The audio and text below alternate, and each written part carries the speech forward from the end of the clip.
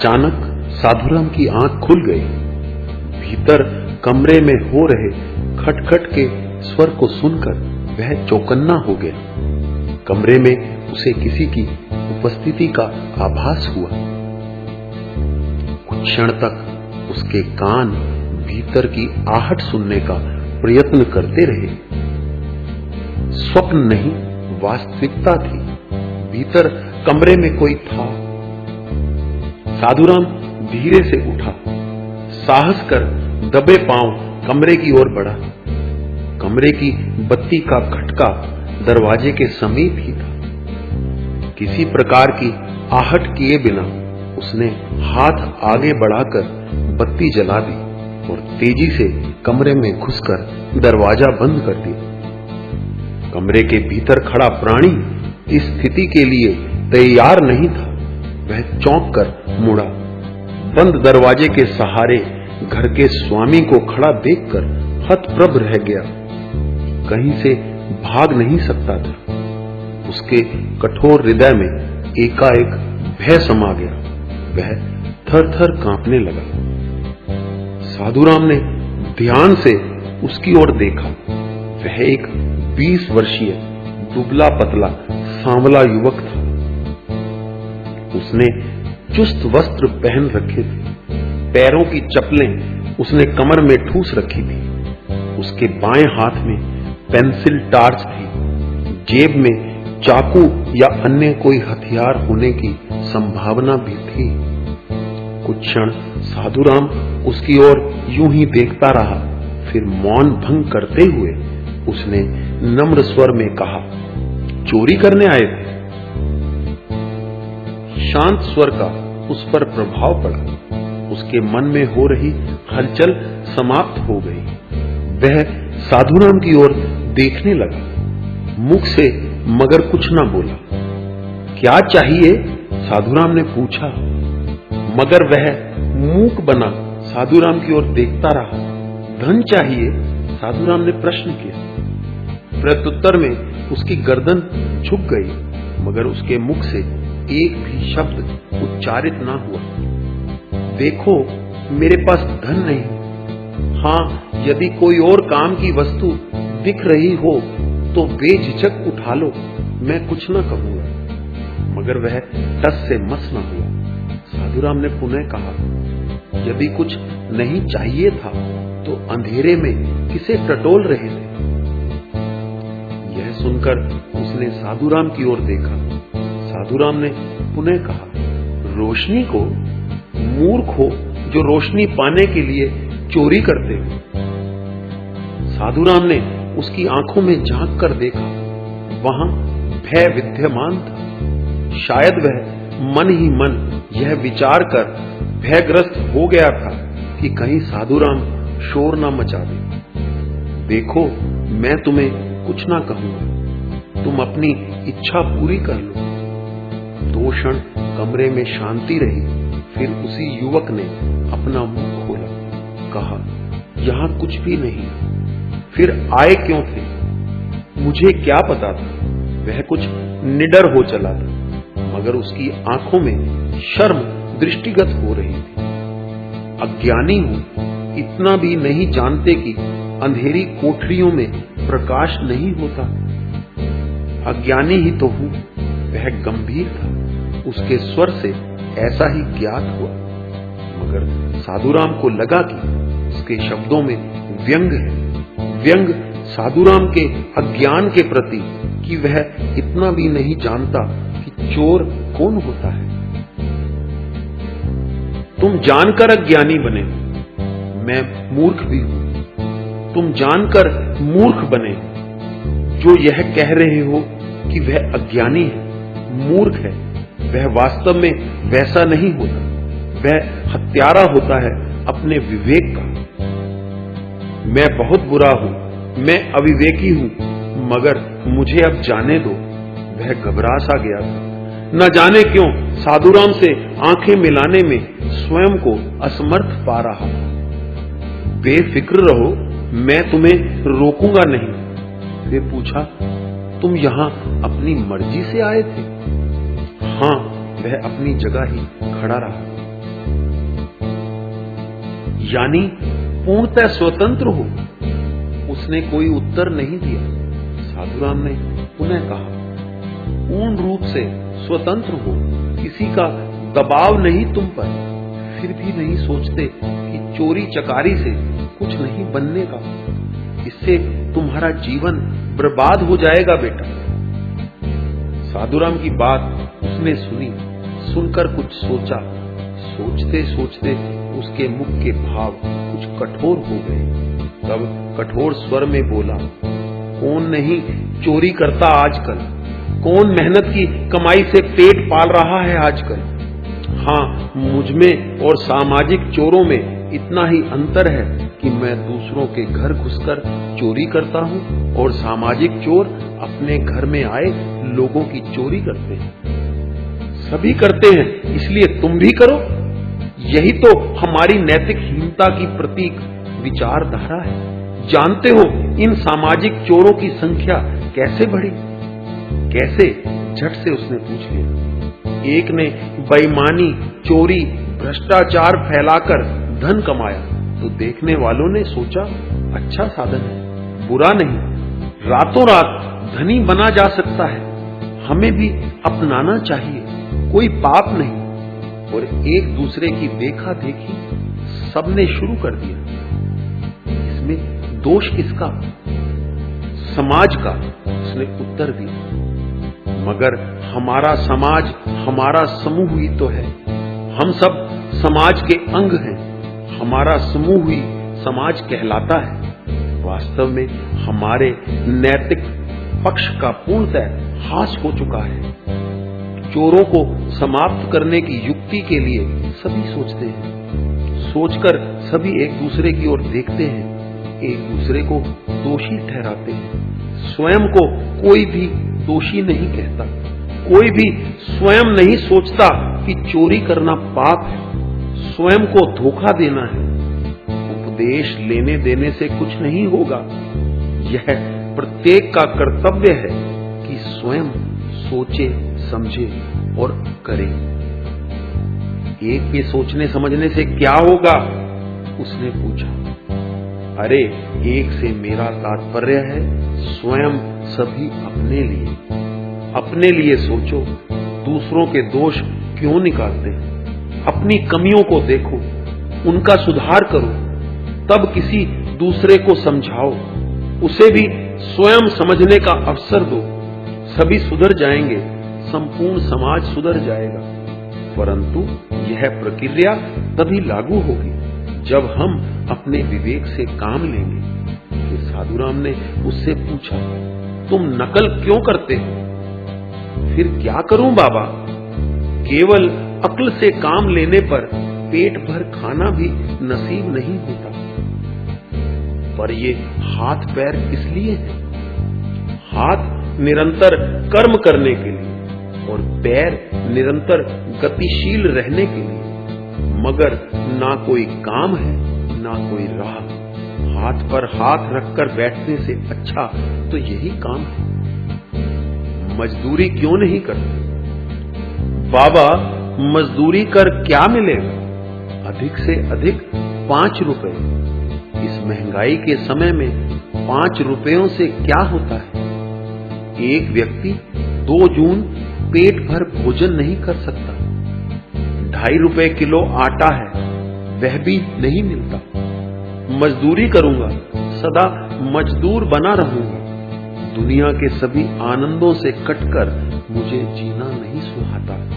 मैं छोटा बनकर नहीं रहना चाहता। धन से इंसान बड़ा नहीं बनता, इज्जत उसे बड़ा बनाती है। तुम्हारी कहीं इज्जत है क्या? साधुराम ने सीधा उस पर प्रहार किया। पैसा तो होता है ना, आनंद तो बड़े लोगों जैसे ले लेता हूं। उसने अपने विचार बताए। क्षणिक आनंद की चाह ने तुम्हें अनुचित पथ की ओर बढ़ने को उकसा दिया है। धीरे धीरे आगे बढ़ने का, ऊंचा उठने का प्रयत्न करो तो धन के साथ साथ आदर भी मिलेगा। आगे यूं कोई बढ़ने नहीं देता।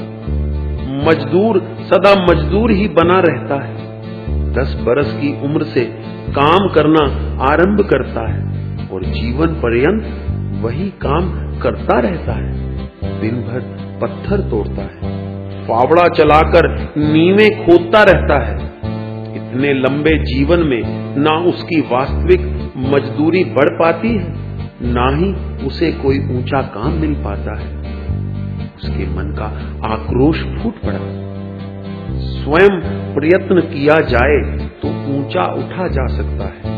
बच्चों, क्या दुनिया में कोई ऐसा व्यक्ति नहीं जो छोटे से बड़ा बना हो? अरे, जब सृष्टिकृत मनुष्य बच्चे से बड़ा बन सकता है, तो क्या मनुष्यकृत जीवन स्तर ऊंचा नहीं उठाया जा सकता? तुम स्वयं में स्वतंत्र हो। स्वतंत्र मस्तिष्क तुम्हारा साथी है। असंख्य अच्छे बुरे विचार उसमें उपजते रहते हैं। अच्छों को अपनाओ, सोचते रहो, प्रयत्न करो। एक ना एक दिन अवश्य तुम्हें सफलता मिलेगी। फिर कुछ रुककर बोलो। जो व्यक्ति जीवन स्तर का अर्थ जानता है, वह ऊपर उठने के साधन की भी तलाश करता रहता है। तुम तलाश भी करते हो, परंतु तुमने अनुचित मार्ग अपना रखा है।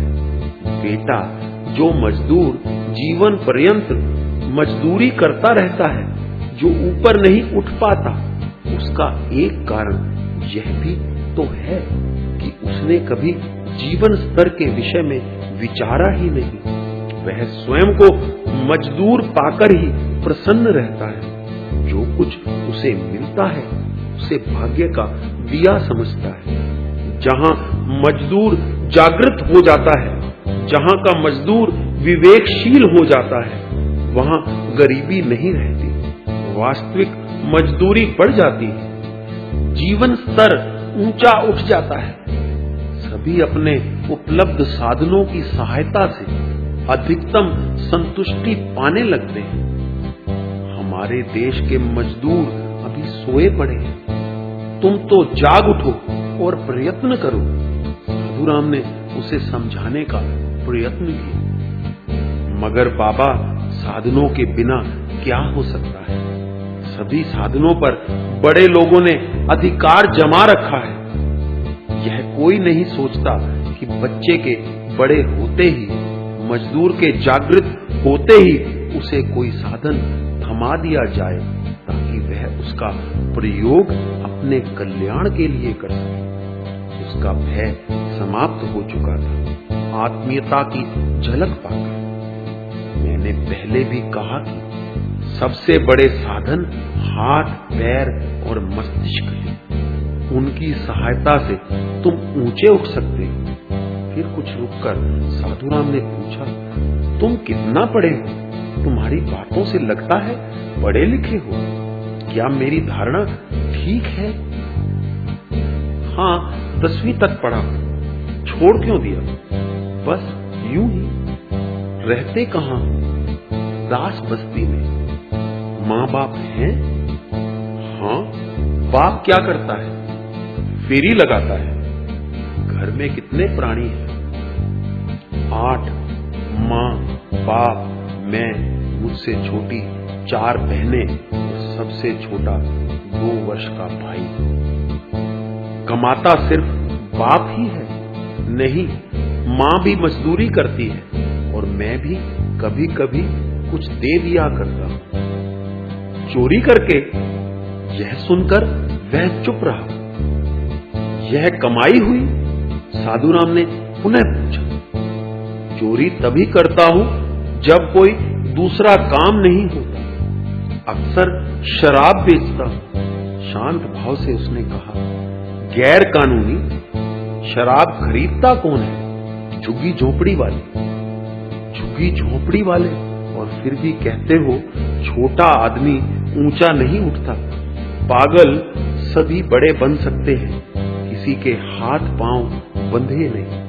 हम स्वयं ही अंधे बने हैं। दिन भर की कमाई शराब में नष्ट कर देने वाला कभी ऊंचा नहीं उठ सकता। अब बोलो। मगर वह कुछ ना बोला। तब साधुराम ने प्रश्न किया, जेल भी गए होगे? 3 बार जेल का नाम सुनकर वह कुछ डरा। मेरा कहा मानो तो यह काम छोड़ दो, जीवन पर्यंत सुखी रहोगे। उत्तर में उसने कुछ न कहा। साधुराम उसके मुख पर आते जाते भावों को देखता रहा। लगभग 1 मिनट पश्चात वह बोला, मुझे अब जाने दो। हाँ हाँ जाओ। साधुराम ने दरवाजा खोल दिया। वह तेजी से बाहर निकल गया। गली में निकलकर साधुराम ने देखा वह तेजी से आगे बढ़ता जा रहा था। कुछ ही क्षणों में वह उसकी आंखों से ओझल हो गया। साधुराम का मन भारी हो आया। पलटकर कमरे में आकर उसने बिखरे सामान को यथास्थान रखा और बत्ती बुझाकर आंगन में आ गया। शांति को कुछ ज्ञात न था। वह गहन निद्रा में लीन थी। साधुराम भी अपनी खाट पर लेट गया।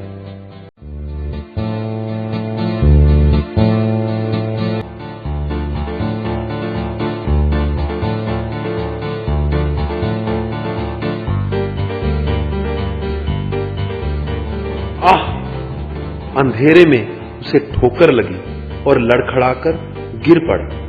दर्द के कारण उसके मुख से कराह निकल गई। 2 क्षण यूं ही सड़क पर पड़ा रहा। फिर ओह हाय करता उठ खड़ा हुआ। जिस पत्थर से उसे ठोकर लगी थी उसको उठाकर दूर फेंकते हुए उसने एक गंदी गाली निकाली। पत्थर के गिरने की आवाज जोर से हुई। तब रात के 2:30 बज रहे थे। वातावरण पूर्णतः शांत था। ऐसे में उसके आगे बढ़ते कदमों की भी आवाज हो रही थी।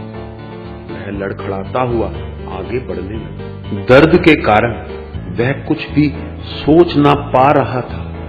साधुराम के घर से निकलते समय तो उसके मस्तिष्क में उथल पुथल मची हुई थी, मगर अब चोट की पीड़ा ने सब विचारों को नीचे दबा लिया था। वह बुड़बुड़ाता हुआ अपने घर की ओर बढ़े जा रहा था। उसका घर एक गंदी बस्ती में था।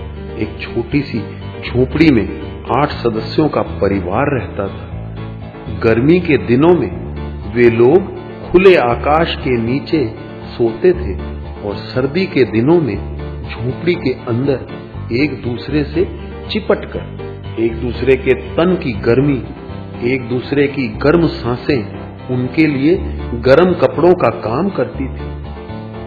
मोहन महीने में अच्छी खासी रकम चोरी चाकरी करके कमा लेता था, मगर वह अपनी सारी कमाई को शराब, सिनेमा, जुआ और वैश्यागमन में व्यर्थ कर देता था। मस्तिष्क उसमें भी था, मगर वह उसका प्रयोग नहीं करता था।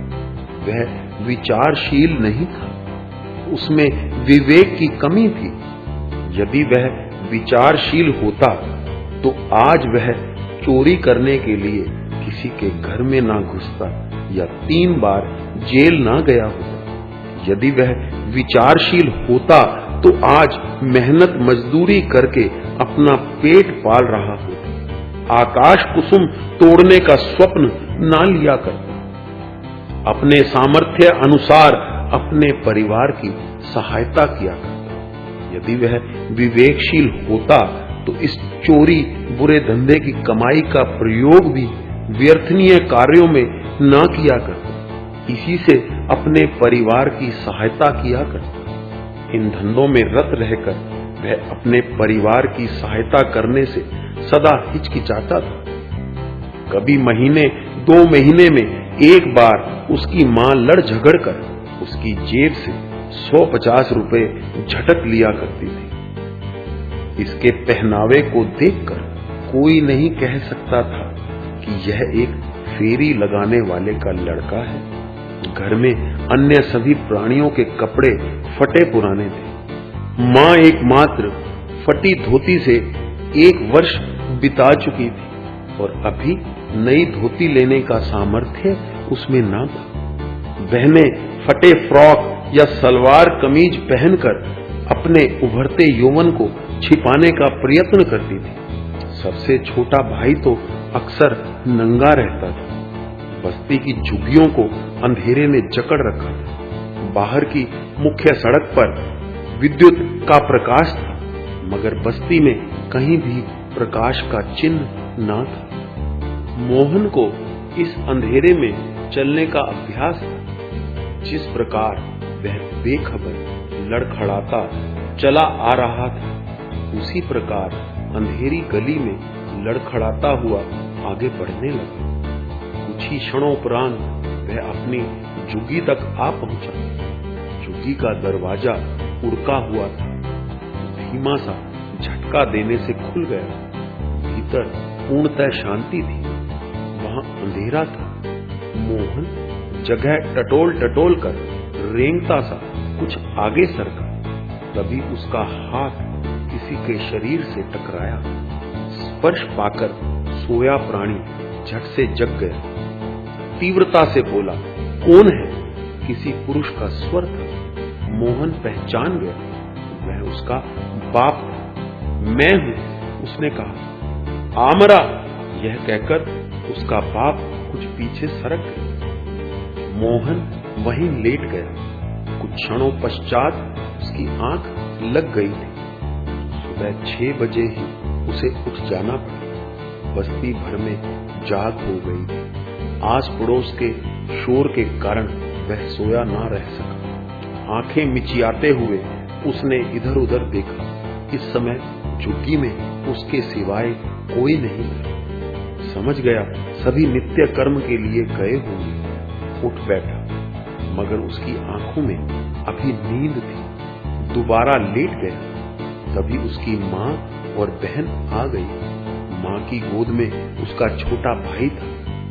माँ ने उसे यूं पड़े देखा तो शरीर को धीमे से लात मार कर बोली, ओ मोहन, उठ।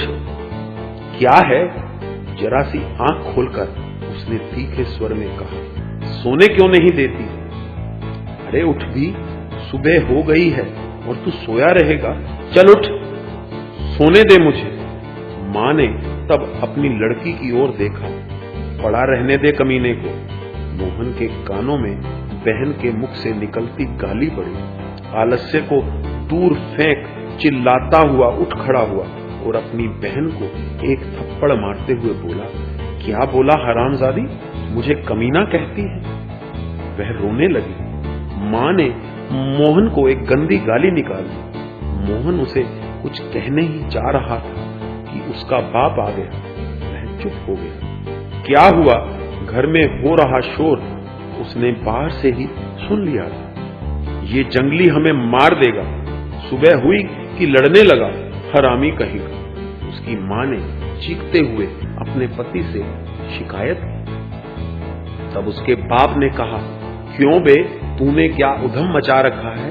रात भर घर से बाहर मरा रहता है, सुबह क्यों आ जाता है हमें सताने? इस कुतिया ने मुझे कमीना कहा। मोहन ने चीखते हुए कहा। क्या बोला? कुतिया, हरामी, बहन को गाली निकालता है।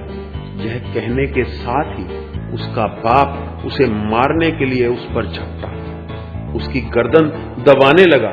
साथ ही बोला, हरामी, तूने हमारी नाक में दम कर रखा है। मरता क्यों नहीं? कुत्ते, क्यों आ जाता है यहाँ? साथ ही उसने मोहन को धक्का दिया। मोहन लड़खड़ाकर गिर पड़ा, पर झट से उठ भी खड़ा हुआ और अपने बाप को गंदी गालियां निकालते हुए तेजी से घर से निकल गया। कुछ आगे आने पर उसे अपनी तीनों छोटी बहनें आती दिखी। उन्होंने अपने भाई का लाल पीला चेहरा देखा तो रास्ते से हटकर खड़ी हो गई। उन्हें गाली निकालता हुआ वह आगे बढ़ गया। वे कुछ ना बोले। उसकी आदत से भली भांति परिचित जो थी। बस्ती से बाहर पानी का एक नल लगा हुआ। हाथ मुंह धोने का निश्चय कर वह वहां रुक गया। नल से पानी भरने वालों की एक लंबी कतार लगी हुई थी। सभी अपनी बारी के लिए शोर मचा रहे थे। वह नल के समीप जाकर खड़ा हो गया। उसे इस प्रकार आगे आता देखकर एक मुंहफट औरत ने कहा, ए लाइन में लग, मुझे मुंह धोना है। मोहन ने रोब से कहा, तो वहां जा। उस औरत ने अपनी तर्जनी से दाईं ओर बंधे गंदे पानी के जोहड़ की ओर संकेत किया, साथ ही हंस पड़ी। मोहन चिढ़ गया, क्रोध से बोला, ज्यादा चींची मत कर, नहीं तो अभी मजा चखा दूंगा। अरे चुप भी रह, चल लाइन में लग। वह भी तैश में आ गई। नहीं लगता, कर ले, क्या करेगी। यह कहकर उसने पानी भर रही एक दूसरी औरत का घड़ा पीछे झटक दिया और कुल्ला करने लगी। उसे ऐसा करते देख पहली औरत ने उसे पीछे से धक्का दे दिया। मोहन लड़खड़ाकर कीचड़ में जा गया। यह देखकर सभी हंसने लगे। कीचड़ से उठकर उसने अपने कपड़ों की ओर देखा। उस पर जगह जगह कीचड़ लग गया था। उसकी दशा पर अब भी सभी हंस रहे थे। उससे अपना यह अपमान बर्दाश्त ना हो सका। आगे बढ़कर उसने उस औरत को कसकर एक तमाचा जड़ दिया। यह देखकर वहां शोर मच गया। कुछ लोगों को उग्र हुआ देखकर जेब से एकदम चाकू निकालकर वह सबके सम्मुख लहराने लगा। सभी सहम कर रह गए। उसे वापस घर लौटना पड़ा। बाप ने उसकी दशा देखी तो बोला, कर आया मुंह काला, अब यहां क्यों आया है, निकल। क्रोध में तो था ही, तीखे स्वर में बोला, मुझसे ज्यादा बकवास की तो चाकू मार दूंगा सबको। साले सभी हरामजादों ने तंग कर रखा है। उसने पुनः चाकू निकाल लिया। घर के सभी प्राणी सहम गए। तब बोला, बाहर निकलो सभी। सभी भयभीत थे। झुग्गी से बाहर निकल आए।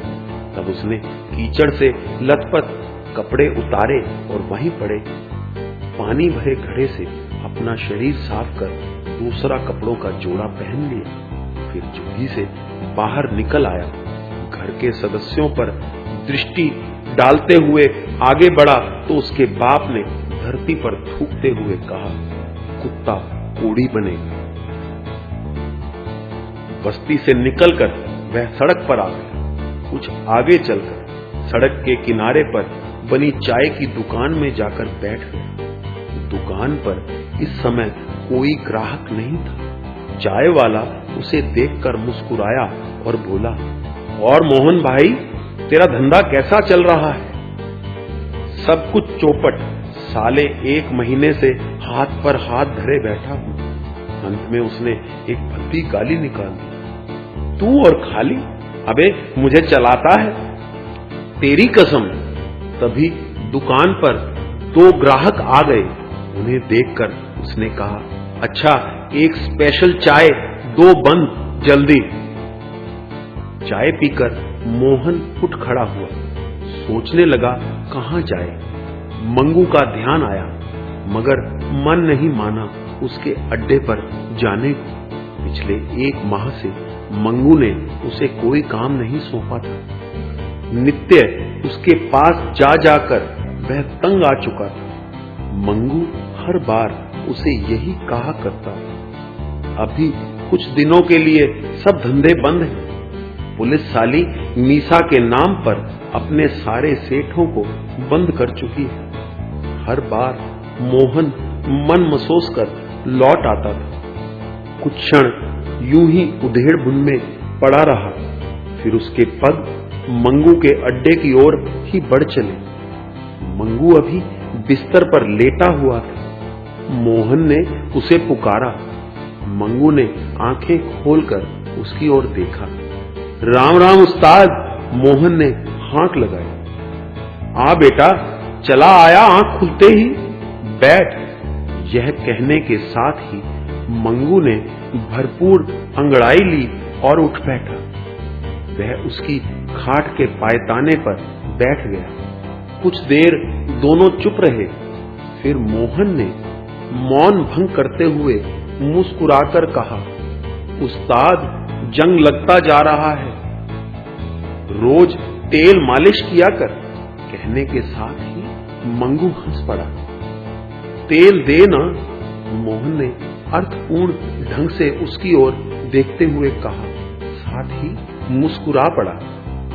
अरे हाँ, मंगू बोला जैसे उसे कोई बात स्मरण हो आई। तुम्हें 2-3 दिन में एक बड़ा काम सौंपूंगा, पूरा कर लिया तो 500 रुपया मिलेगा। 500? मोहन प्रसन्नता से उछल पड़ा। सच बताओ काम? अरे अभी नहीं, कल या परसों। धत तेरे की। मोहन का उत्साह एकदम ठंडा पड़ गया। कल किसने देखा है? मैंने, मंगू ने कहा। कहां? आंखों में। जो काम देता है वही कल के लिए। हर आज तो तरकीबें लड़ाने, योजनाएं बनाने में बीत जाता है। रात को कल के सपने लिया करता हूं। मंगू खिलखिलाकर हंसने लगा। मोहन भी हंस दिया। कुछ देर और वह उसके पास बैठा, फिर उठ खड़ा हुआ। राह में सामने से आ रहे एक युगल को देखकर चौंका। पुरुष को पहचान गया उसकी कटी बाजू देखकर। हाँ, वह साधु राम था और उसके साथ शांति थी। दोनों इस समय मंदिर से लौट रहे थे। इस समय सुबह के 8:45 बज रहे थे। आज मंदिर में एक महात्मा का व्याख्यान था, इसीलिए वे इतनी देर से घर लौट रहे थे। मोहन उनके पास से होता हुआ आगे बढ़ गया। साधुराम की दृष्टि उस पर पड़ी। एकाएक उसे पहचान न पाया। इतनी अवश्य शंका हुई कि कहीं उस युवक को देखा है। कहां? उत्सुकतावश उसने गर्दन घुमाकर मोहन की ओर फिर देखा। मोहन भी उसी समय मुड़कर साधुराम की ओर देख रहा था। एक क्षण के लिए दोनों की दृष्टि मिली। मोहन एकदम झेप गया, मुख मोड़कर तेजी से आगे बढ़ने लगा। साधुराम उसी क्षण उसे पहचान गया। तब शांति से उसने कहा, शांति, जानती हो रात घर में एक चोर आया था? क्या? शांति ने आश्चर्य से उसकी ओर देखते हुए कहा। हाँ, मगर वह चोरी नहीं कर सका, मैं जाग गया था। अपनी बात कहते हुए साधुराम मुस्कुरा रहा था। क्यों मजाक करते हो? घर में कोई चोर आए और आप जाग जाएं तो भी मुझे ज्ञात ना हो, ये कैसे हो सकता है? मैं सच कह रहा हूं। साधुराम चलते चलते रुक गया। शांति भी रुककर उसे देखने लगी। साधुराम ने पीछे मुड़कर दूर जाते मोहन की ओर इशारा करते हुए कहा, वह देखो। शांति भी गर्दन घुमाकर देखने लगी। वह जो हरी पैंट काली कमीज पहने लड़का जा रहा है वही था। मैं जाग गया था। फिर शांति उत्सुक हो चली थी। तब राह चलते हुए साधुराम ने मोहन और अपने मध्य हुई सारी बात शांति को सुना दी। शांति चुपचाप साधुराम की बात सुनती रही। साधुराम जब चुप हो गया तो वह बोली, आप भी विचित्र जीवट के हैं, कितनी बातें छिपा जाते हैं। समय बीत जाता है, फिर कभी जब स्मरण आती हैं तो मुझे बताते। उसकी बात पर साधुराम मुस्कुरा रहा था। वे घर की ओर बढ़े जा रहे थे। साधुराम दंपत्ति को देखने के लिए मोहन ने ठिठक कर गर्दन घुमाकर पीछे देखा तो साधुराम से उसकी दृष्टि मिल गई। वह एकदम झेप गया और तेजी से आगे बढ़ने लगा। एकाएक उसके हृदय की धड़कन बढ़ गई। पिछली रात के मन में दबे विचार उन्हें जागृत हो गए। एक साथ अनेक विचार उसके मस्तिष्क में उमड़ने लगे। वह सोचने लगा, मैं चोर हूं। इस बाबा ने मुझे चोरी करते देख लिया था, तब भी पुलिस में नहीं पकड़वाया, शोर भी नहीं मचाया। यदि शोर मचा देता तो गली भर के लोग जाग जाते, सभी मुझे निर्दयता से पीटते, पुलिस आती। एकाएक मनोविचार उल्टे। अरे पुलिस कैसे आती, बाबा शोर मचाता ही कैसे? यदि वह शोर मचाने को उद्यत होता तो मैं उसे चाकू न मार देता, सारा काम क्षण भर में ही समाप्त कर भाग जाता। किसकी हिम्मत पड़ती तब मेरा सामना करने की? तभी मन को मन ने रोका, नहीं नहीं, उस दयालु शांतिमयी भावों वाले बाबा को मैं चाकू मारता ही क्यों?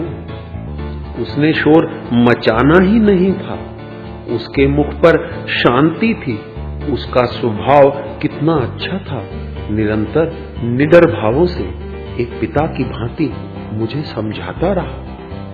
क्षण के लिए रुका मन, फिर सोचने लगा, अरे उसके मन में ऐसा ही विचार क्यों कर आया था कि मैं उसकी बात मान जाऊंगा?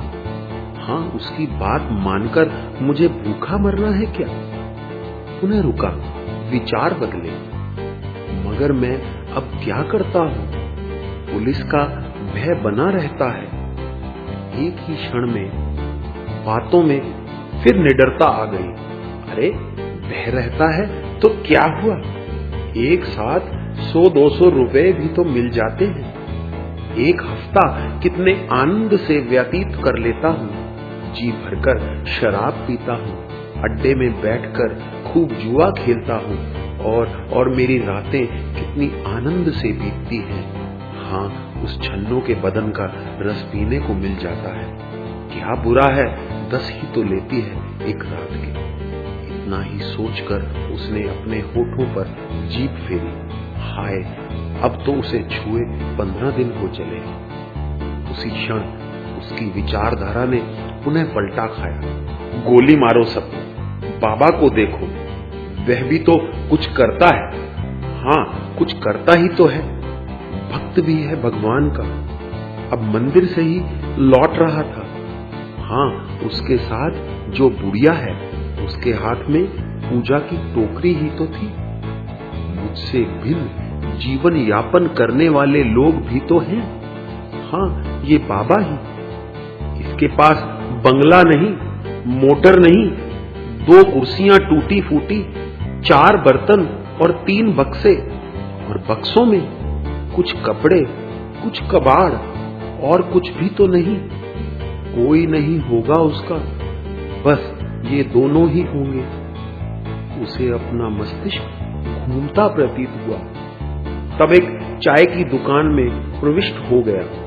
दुकानदार को चाय का निर्देश देकर एक कुर्सी पर बैठ गया। उसका मन गंभीर हो चुका था।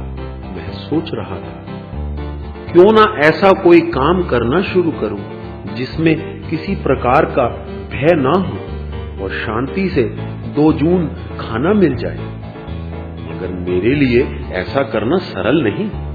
मंझधार में आकर नाव डोलने लगे और नाविक तैरना ना जानता हो तो क्या होगा?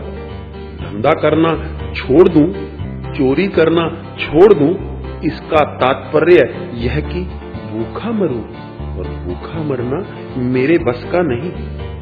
क्षण भर के लिए फिर रुका।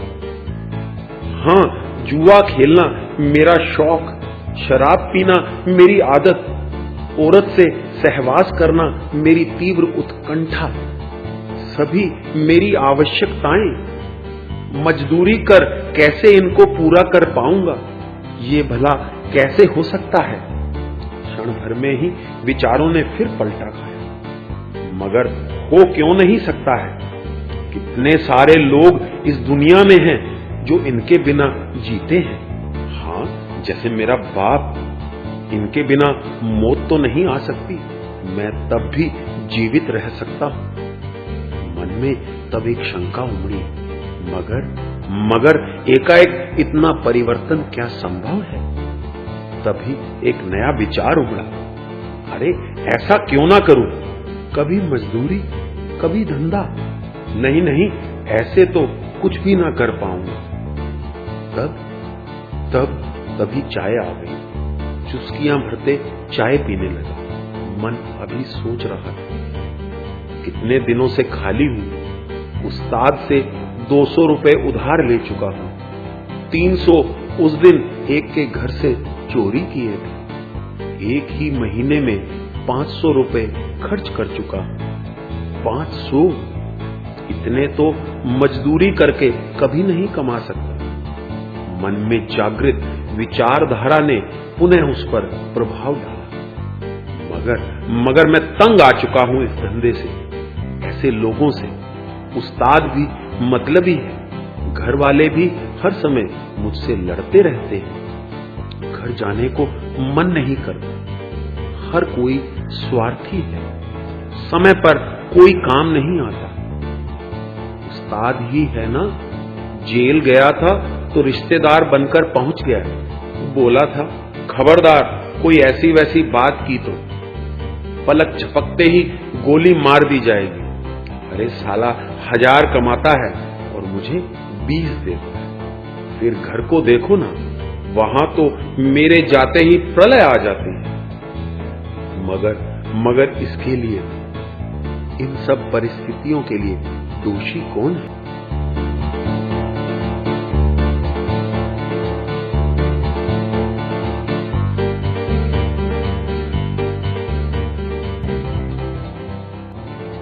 इस बाबा के पास जाकर ही क्यों ना सलाह लूं अपने विषय में। समझदार है, शायद मेरे मन की समस्या का कोई हल खोज निकाले। मगर वह तो कहेगा मजदूरी करके सूखी रोटी खाओ।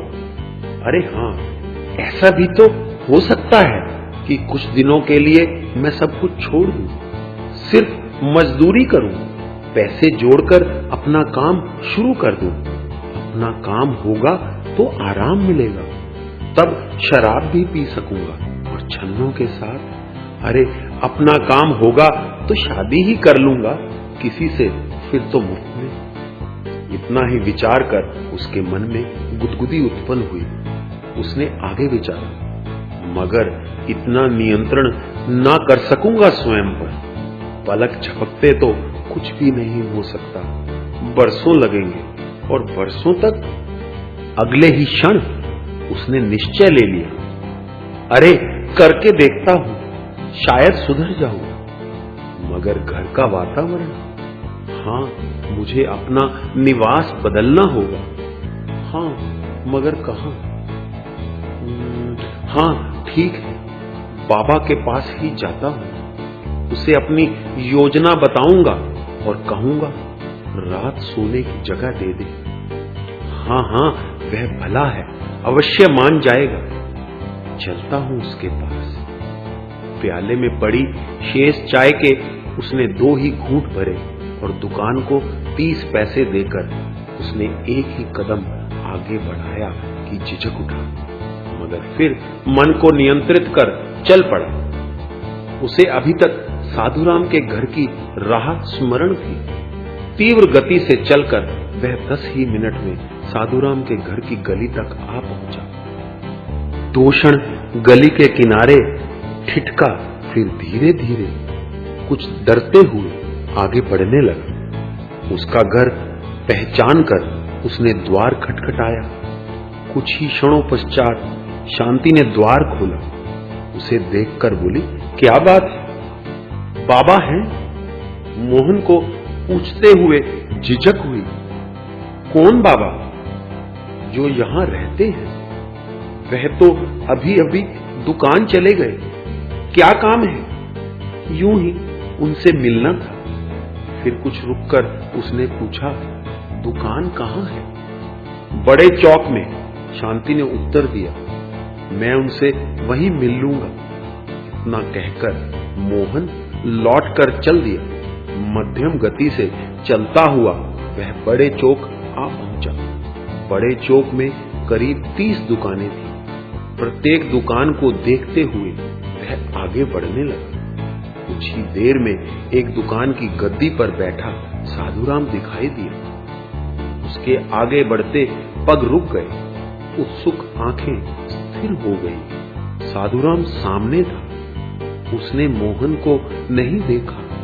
मोहन को झिझक हुई। उसके हृदय की धड़कन की गति तीव्र हो गई।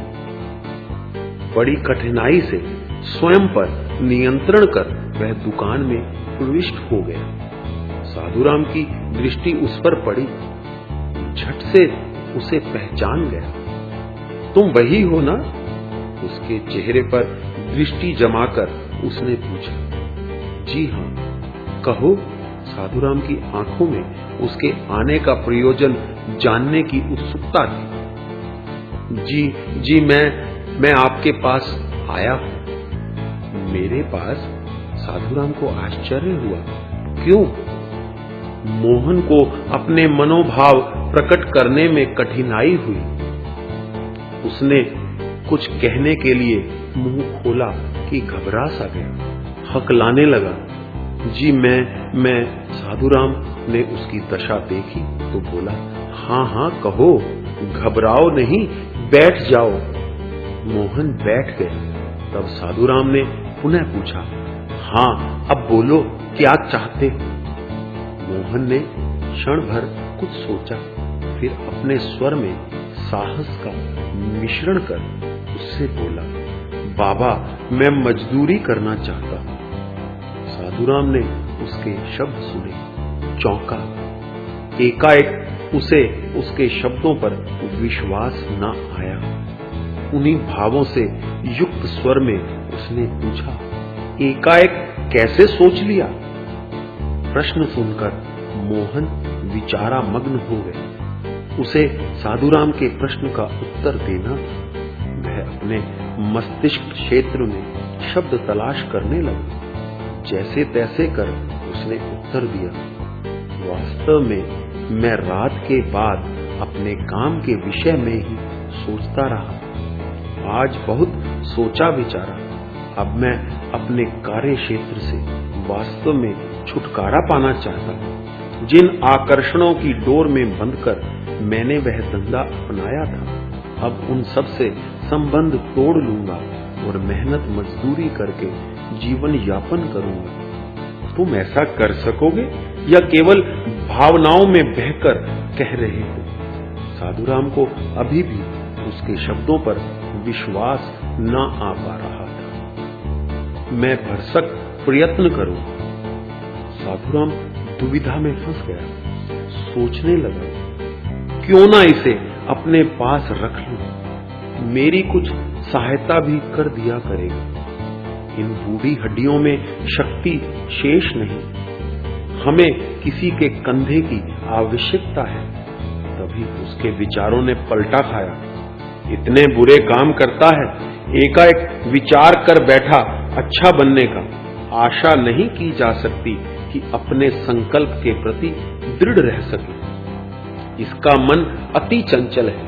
यह कोई आदर्शवादी तो है नहीं।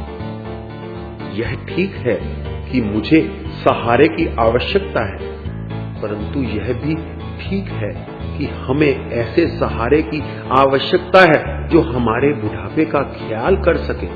मैं इसके पीछे पीछे भाग ना सकूंगा।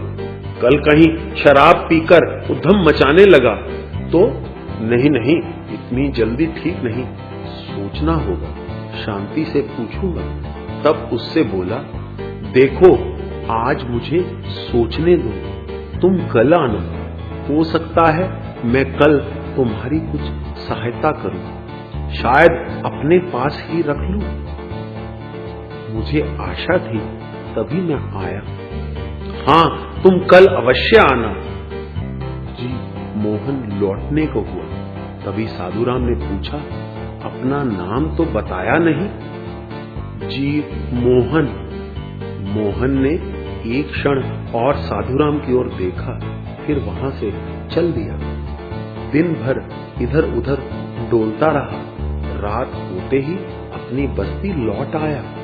घर पहुंचा, देखा मां खाना बना रही। वह सुबह का अपना व्यवहार भूल सा चुका था। उसे सब कुछ सामान्य प्रतीत हुआ। चुपचाप मां के पास थाली लेकर बैठ गया। मां उससे एक भी शब्द ना बोली। चुपचाप उसने 4 रोटी और थोड़ी सी सब्जी उसे थमा दी। खाना समाप्त कर वह कुछ देर यूं ही बैठा रहा, फिर एक कोने में बोरी बिछाकर सो गया। सुबह 6 बजे उसे उठना पड़ा। उठकर बाहर चला आया। बाहर उसका बाप बैठा बीड़ी पी रहा था। उससे कुछ कदम दूर हटकर वह भी बैठ गया। साथ वाली झुग्गी के बाहर 2 पुरुष बैठे बातें कर रहे थे। वह उन्हीं के मध्य हो रहे वार्तालाप को सुनने लगा। एक दूसरे से कह रहा था, अरे भाई, इस जमाने ने तो हमारी कमर तोड़कर रख दी है। दिन भर भाग दौड़कर 10 रुपए कमाता हूं। क्या होता है 10 रुपयों से आजकल 6 जनों का। इस पर दूसरे ने कहा, भाई क्या कहें, जमाना ही ऐसा आ गया है कि बच्चे पैदा हों तो उन्हें काम पर लगा दो। आजकल तो सभी काम करें तो कहीं जाकर गुजारा होता है। मोहन ने उनकी बात सुनी। वह कल से ही गंभीर था। सोचने लगा, अरे जब ये लोग इतनी कठिनाई से गुजारा करते हैं, फिर मेरे बाप की दशा क्या होगी। मुश्किल से 10 कमाता होगा, 4 माँ, वह भी कभी कभार, 8 जने। अरे सचमुच बड़ा कठिन है इतने में दिन बिताना। मैं साला तो 10-20 को कुछ समझता नहीं। पैसा आता है तो 20 की दिन में शराब, 50-100 के दाम लगाकर जुआ और 10 रुपए एक रात के छन्नों को दे आता। एक ही दिन में इनकी महीने भर की कमाई खर्च कर देता हूं। और आगे कुछ सोचने के बजाय वह अपने बाप के आमुख को बोला, तुम दिन में कितना कमाते हो। मोहन के मुख से यह प्रश्न सुनकर उसके बाप ने उसे घूर कर देखा। फिर कड़वे स्वर में बोला, तुझे क्या। मोहन को क्रोध हो आया, लेकिन स्वयं पर नियंत्रण कर बोला, यूं ही बता, तू कौन होता है मुझसे हिसाब मांगने वाला। हरामी, मैं तेरा बाप हूं या तू मेरा बाप। उसके बाप का पारा 7वें आसमान पर जा पहुंचा। एकदम पूछना पाप है। मोहन भी उत्तेजित हो उठा। चुप, अपनी ओर देख। साले, हमारी परवाह करने की तुझे कोई जरूरत नहीं। सब देखता हूं तेरी हरकतें। शायद पिता पुत्र ने आपस में कभी शांतिपूर्वक बात करने का प्रयत्न नहीं किया था। दोनों ने कभी एक दूसरे को समझाने का प्रयत्न नहीं किया था। इसी कारण उन्हें एक दूसरे के विचार, एक दूसरे की बातें नहीं भाती थी। कसौटी करना तो वे जानते ही ना थे। यदि एक समझदारी की बात करता था तो दूसरा सीधे मुंह बात ना करता या बात का कोई दूसरा अर्थ लगा लेता। फलस्वरूप शोर बढ़ जाता। आज भी ऐसा ही हुआ। जब भी देखो अपनी मारता है। कोई भले के लिए पूछे तो अपनी धौंस दिखाता है। मेरा क्या, भूखो मरो। मोहन उठ खड़ा हो। अरे जा जा, आया लखपति कहीं का। साले, भूखे पेट ना सोया हूं ना सोऊंगा, कमाता हूं, समझा। साथ ही उसने एक भद्दी गाली दी, मेरी बला से। और मोहन क्रोध से पैर पटकता वहां से चल दिया। बस्ती से निकलकर वह खुली सड़क पर आ गया। आगे कदम बढ़ाते उसे साधुराम स्मरण हुआ। उसने उसे आज आने को कहा था। मोहन 9 बजने की प्रतीक्षा करने। वह चलता हुआ चाय की दुकान पर चला आया। भीतर एक कोने में जाकर बैठ गया। आज अन्य दिनों की भांति उसके मुख पर उच्छृंखलता नहीं। वह आज शांत, गंभीर। चाय वाले को उसकी गंभीरता पर आश्चर्य हुआ। उसने पहले कभी उसे इतना गंभीर नहीं देखा। वह जब भी उसकी दुकान पर आता था, दूर से ही ऑर्डर देता हुआ, चिल्लाता हुआ, आते ही मर्तबान में हाथ डालकर कभी बिस्कुट, कभी बंद, कभी फैन, जो भी हाथ लगता निकाल कर खाने लगता। लेकिन आज क्या बात है मोहन, किस सोच में पड़ा है? उसने पूछा। लेकिन मोहन उसे उत्तर दिए बिना एक कोने में जाकर बैठ गया। चाय वाले ने दोबारा पूछने की कोशिश नहीं की। नौकर ऑर्डर लेने आया तो मोहन ने केवल एक चाय के लिए कहा। साथ कुछ बिस्कुट, बंद, फैन, डबल रोटी। अपनी आदत के अनुसार नौकर ने वस्तुओं के नाम गिनाने शुरू कर दिए, लेकिन मोहन ने बीच में ही कह दिया, कुछ नहीं, बस चाय। वह चला गया। मोहन का मस्तिष्क अपने विचार लोक में विचरता सोचने लगा। यदि बाबा ने असमर्थता प्रकट कर दी तो रह रहकर यही शंका उसके मन में उमड़ रही थी। तो क्या मुझे वहीं लौट जाना होगा, वहीं घर वालों की घृणा के बीच, बदबू भरे पानी के जोहड़ के साथ बसी गंदी बस्ती में, छन्नों के पास, शराब के नशे में, जुए की लत में, काम के लिए उस्ताद के सम्मुख गिड़गिड़ाने, रात को अनजान घर की तलाशी लेने, चोरी करने। और बाबा ने रख लिया तो इन सब से दूर, दूर, एकदम दूर, बहुत दूर, बाबा और बुढ़िया के संसार में, हाँ, एक नए संसार में। लेकिन एक बात है, उन्हें उसके मन में शंका उमड़ी, लेकिन क्या मैं बाबा बुढ़िया के साथ निभा भी सकूंगा?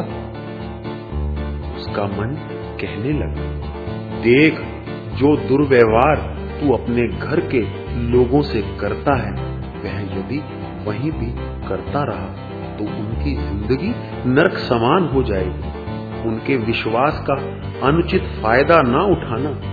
बूढ़ी हड्डियों में उनकी दम नहीं, लेकिन तब भी अपने सहारे जी रहे हैं। तू कहीं उनके पैरों को ही न काट देना। तुझे वहां शांत रहना, अपनी सभी वर्तमान इच्छाओं को अपूर्ण ही रखना होगा। अतृप्ति से घबराकर यदि तूने उनकी शांति में बाधा डाली तो वे जीते जी मर जाएंगे। सोच ले, तभी बाबा के पास जाना। हो सकता है वह तुझे रख ले, लेकिन तू, वह राह बिल्कुल नई है तेरे लिए। वहां रोटी है, बेशक रूखी सूखी, लेकिन प्यार है, आदर है, असीम। यहाँ रोटी है, तेरी अय्याशी है, लेकिन आदर नहीं, प्यार नहीं कहीं। वह राह अच्छी है, मगर उस पर चलने के लिए तुझे अपने मनोभावों को नियंत्रित करना होगा। अंतर का कारण अगर पेट समझा, अय्याशी समझी, अपनी आवश्यकताएं समझी, तो अवश्य ही पछताएगा। अंतर का कारण यदि आदर समझे, यदि प्यार समझे, तो वह स्वर्ग लगेगा। वह और गहरे जाकर सोचने लगा, रोटी रूखी होगी, लेकिन प्यार होगा, आदर होगा। अब इसे देखना चाहता हूं। ऐशो आराम फिर कभी सही, अभी तो यही चाह है देखने की कि उनका जीवन कैसा है। मन लग गया तो समझूंगा स्वर्ग है, नहीं तो लौटकर यहीं आना होगा। एक ना एक राह तो अपनानी होगी। यहाँ घर में गालियां हैं, प्यार नहीं, कुछ भी नहीं, बस जी रहा हूं। वहां गालियां नहीं होंगी, प्यार होगा। देखूंगा प्यार में जीना आसान है या इन गालियों में। काश इन्हीं गालियों में प्यार होता। जो कुछ भी करता वे मुझे प्यार करते, लेकिन ऐसा नहीं। वह झुकी मुझसे दूर होगी, जिसमें मेरा बचपन बीता।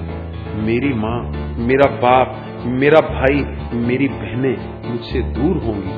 मैं होऊंगा, बाबा होगा और उसकी बुढ़िया होगी। वहां शोर नहीं होगा। मैं जाऊंगा, मुझे प्यार मिलेगा। उस झुग्गी में तो मेरे जाते ही प्रलय आ जाती है। माँ की गालियां, बाप की गालियां, बहनों की घृणा मुझे पल भर भी चैन से नहीं बैठने देती। वहां चैन से सांस ले सकूंगा। यह मेरी माँ भी कैसी है। इसने मुझे पैदा किया, मुझे पाला, पढ़ाया भी। हाँ, पढ़ाया। मैं और नहीं पढ़ा, केवल अभाव के कारण, उसकी गालियों के कारण। उसके सपने टूटे और गालियां निकाली मुझे। मैंने गंदे काम किए, निरंतर किए। मैं जेल गया, छुटकर बाहर आया, वह तब भी मुझे रोटी देती रही। झुग्गी में जगह भी दी, लेकिन जी भरकर गालियां भी दी। इसकी गालियों में ममता कहाँ है भी? मुझे तो रोटी कड़वी लगी, झुकी भी, क्योंकि गालियों में प्यार नहीं दिखा, आदर नहीं दिखा। मोहन की विचारधारा एक पक्षीय थी। वह यह नहीं सोच रहा था कि उससे भूल कहाँ हुई। माँ ने उसे प्रत्येक स्थिति में रोटी दी, झुग्गी में जगह दी, उसकी गालियां सुनी। बाप ने उसे गालियां दी, बहनों से उसे घृणा मिली, छोटे भाई से उसे परायापन मिला। यह उनका उसकी गंदी आदतों के प्रति आक्रोश था। माँ ने उसे प्यार दिया, बाप ने उसे तब भी पुत्र कहा, बहनें तब भी उसे भाई कहती। उन्होंने उसे दुत्कारा इसलिए नहीं कि उससे वे घृणा करते थे, बल्कि इसलिए कि उन्हें उसके कर्मों से नफरत थी। मोहन लेकिन समझा नहीं, शायद ही कभी समझे। वह तो मानता है यह घृणा थी उसके प्रति। माँ उसे प्यार नहीं करती, बाप उसे पुत्र नहीं मानता, बहनें उसे भाई नहीं समझती, केवल उसे जंगली गंवार कुत्ता मानती हैं। कितनी बड़ी गलतफहमी। चाय आई, जल्दी जल्दी उसे समाप्त किया और पैसे चुकाकर बड़े चौक की ओर बढ़ चला। बाबा, उसने दुकान पर पहुंचकर साधुराम को पुकारा। साधुराम ने उसकी ओर देखा और क्षण उपरांत कहा, आ गए, आओ बैठो। वह बैठ गया। तब उस समय उसका हृदय तेजी से धड़क रहा था। मैंने कल तुम्हारे बारे में सोचा था, बहुत कुछ, अपनी पत्नी से भी बात की थी। जी, उसका एक सपना है, एक चाह है उसकी। यदि तुम उसे पूरी कर सको तो मैं तुम्हें अपने पास रख लूंगा। क्या है? तुम्हें उसे अपनी मां की तरह समझना होगा, पुत्र की तरह उसे अपना प्यार देना होगा। मेरा मतलब यह नहीं कि तुम अपनी मां को भूल जाओ, बल्कि उसे भी अपनी मां, अपनी दूसरी मां समझ लेना। वह भी तुम पर अपनी ममता लुटा देगी। कर सकोगे उसकी चाह पूरी? बहुत प्यासी है बेचारी। मैं पूरी कोशिश करूंगा। तो ठीक है, आज से तुम हमारे साथ रहोगे, इसी दुकान पर काम करोगे, हमारे घर रहोगे। यह दुकान तुम्हारी, यह घर भी तुम्हारा।